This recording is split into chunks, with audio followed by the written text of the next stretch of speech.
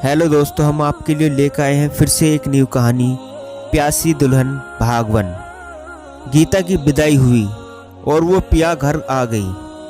भविष्य के सुनहरे सपने सजाए वह न जाने क्या क्या सोचती रहती थी। पिया की बाहों में भरपूर नींद लेना, उनके हाथों का तकिया बनाकर टीवी देखना और भी न जाने क्या क्या।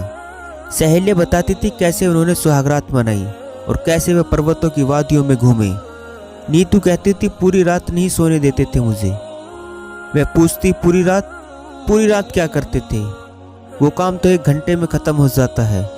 वो हंसती, अरे वो काम के अलावा कुछ और बहुत कुछ होता है पगली। फिर हंसी की वो देर तक गूंजने वाली ठिठोली।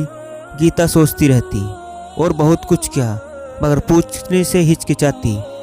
अब सब कुछ अपने सामने देखूंगी क्या बल्कि करूंगी वो सब कुछ जो सहेलियाँ उसे बताती थी। गीता ससुराल आई। गीता संगीत और नाच हुआ। रात 2 बजे तक शोर शराबा होता रहा। वह बहुत थक गई थी। उसके कमरे में बिस्तर पर निस्तान अकेली पति का इंतजार कर रही थी। आंखों में नींद भरी थी। सो जाऊं तो पति नाराज ना हो जाए।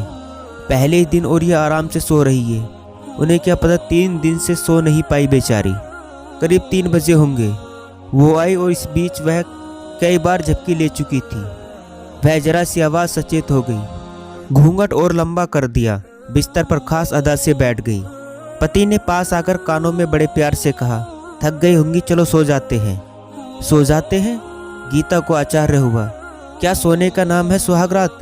पति ने धीरे से घूंघट उठाकर चेहरा देखा, जैसे चांद उतर आया हो जमीन पर। इतनी खूबसूरत पत्नी पाकर निहाल हो गए पति। धीरे से माथे का टीका उतारने लगा। पत्नी ने प्यार से टोका, पहले मुंह दिखाई दो, एक सांस में कह दिया। पति ने उसके गालों पर एक प्यारा सा चुम्बन किया। ये लो मुंह दिखाई। फिर उसके सुर्ख नरम होठों पर चुम्बन लिया। ये उसका ब्याज। गीता कसमसाई, धीरे से बोली, ये तो तुमने मुझे लूट लिया जी। तब तक पति ने उसे बाहों में भर लिया। इससे पहले कि वो कुछ और बोलती, पति ने उसके गर्म सुलगते होठों पर एक और चुम्बन और जड़ दिया। ढाल होने लगी, प्यार में डूबने लगी, जैसे उसके पंख उगाए हों और वो रंगीन सितारों में झिलमिला रही हो। गीता खुद को भूल चुकी थी। पति की बाहों में उसे सारा संसार समाता दिख रहा था। शुरू की ननकुर के बाद वो खुलकर पति का साथ देने लगी। सुबह की लालिमा आकाश में छाने लगी थी, मगर सुहागन के कमरे में सितारों की रौनक सजी थी। अपनी सारी हसरत पूरी करने का अवसर जो था, वो कब थक गई और कब सो गई कुछ पता ही नहीं चला।